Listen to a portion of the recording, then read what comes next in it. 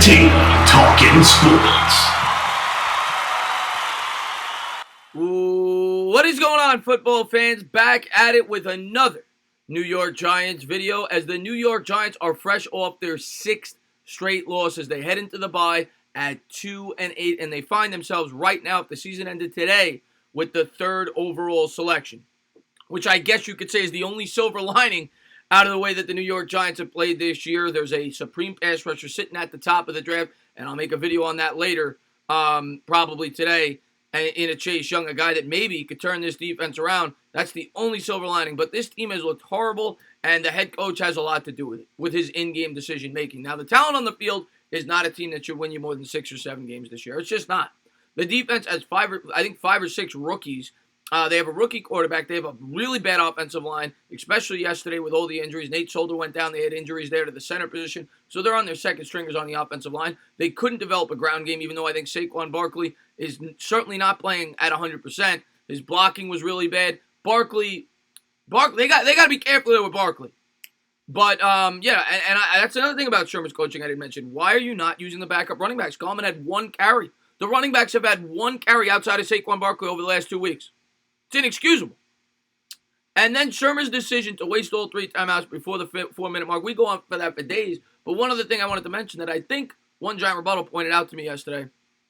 Not only did if it was your last drive, but what if you had to challenge a play between the 4-minute mark and the 2-minute mark? You couldn't do it anymore because you wasted all 3 timeouts inexplicably between the 5-minute mark and the 4-minute mark. Pat Shurmur's in-game decision-making, especially late in games, has been horrendous, and it's why the fan base is up in arms. Now, I recognize that Daniel Jones has played pretty well for a rookie quarterback, and Shurmur probably has a lot to do with that. After all, it's why we brought him in. The way he was able to handle Nick Foles early in his career, the way he was able to handle Case Keenum as a coordinator, things like that. Sam Bradford had his best year under him. So that's why he's here, and I guess in that aspect, with a rookie quarterback in Daniel Jones, outside of the fumbling problems, which you can't fully put on Pat, I mean, Jones has to do a better job of holding the football. But in terms of throwing the football, he's only the 2nd rookie quarterback in the history of football to have 2 games in which he threw 4 touchdowns. So the results are there. I mean, the guy has played pretty well in terms of throwing the football.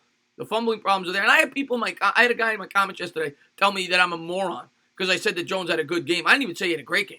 He threw 4 touchdowns and no picks. How are you going to tell me he didn't have a good game? I mean, that's one thing. Some fans are just never going to like Jones no matter what. But I mean, yeah, in that aspect, Shurmur's done a really good job, but that does not make you head coach material.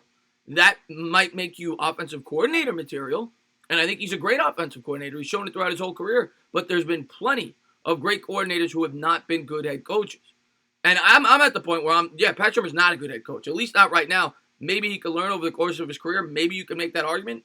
I don't necessarily think he can, but the question is it time to move on at year's end from Shurmur? And if you ask the Giants fan base right now, before I show you these statistics, what the Giants fan base thinks, it means nothing. And and just like all fans, they're very reactionary. They're in the moment. They see a team that's not winning games. They want change. They want it immediately. Tom Coughlin went through this numerous times throughout his career with the Giants, and he won 2 Super Bowls. And then after they got rid of him, all these Giant fans now regret it. So it was the same thing with Eli Manning. Now I see people regretting them taking him out. So they're very reactionary, and the fans have to realize that I'm just as guilty as you guys. You saw my reaction on draft night with Daniel Jones.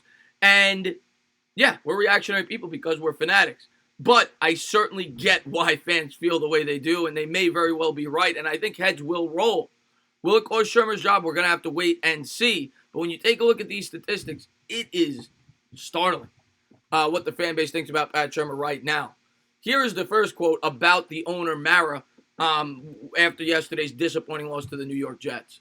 Co-owner John Mara was boiling mad Sunday evening, and obviously upset Mara blew past a group of reporters, including yours truly, heading to the locker room without even looking in their direction. On the spot, Mara probably would have fired everyone connected to Sunday's embarrassment. Shurmur, Gettleman, the equipment guys, everybody. And then this is the poll.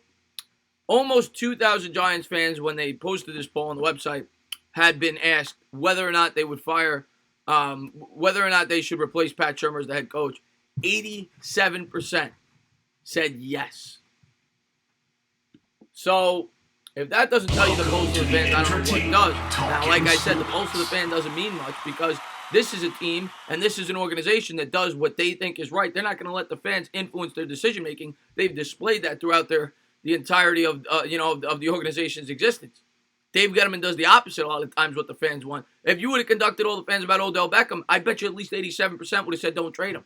If you would have conducted the fans about drafting Daniel Jones, if you're being completely honest with yourself on draft night, I bet you 87% of people would have said do not draft him with the 6th pick. So this team does what they think is right. And if they feel Pat Shurmur needs to stay on for one more year for the development of Daniel Jones, for the stability of the organization, they're going to do it. We're going to have to wait and see. But the fan base certainly wants a change. Will they get it? We're going to have to stay tuned. I think that there certainly will be changes, whether it's to the players that are playing, whether it's to the offensive and defensive coordinators. James Bettcher, in my opinion, better be getting his resume ready. Because I think he, unless there's a significant turnaround over these last 6 games, may be without a job, and he may not even make it out of the bye. That's how bad it's been. I'm not going to put the full blame on Bettcher. He's got a very young defense, but DeAndre Baker looks lost. The playbook thing came out. That was an embarrassing thing for the organization. Obviously, that's a direct reflection on the defensive coordinator and Bettcher. And yesterday, the defense continues to struggle, and they look completely unprepared early in the game. They fall down by double digits yet again. Bettcher may be the first to go, but we're going to have to wait and see how it all turns out. Let me know your guys' thoughts in the comments below. As always, if you liked what you watched, please subscribe, drop a comment, maybe give me a little thumbs up. Cheers.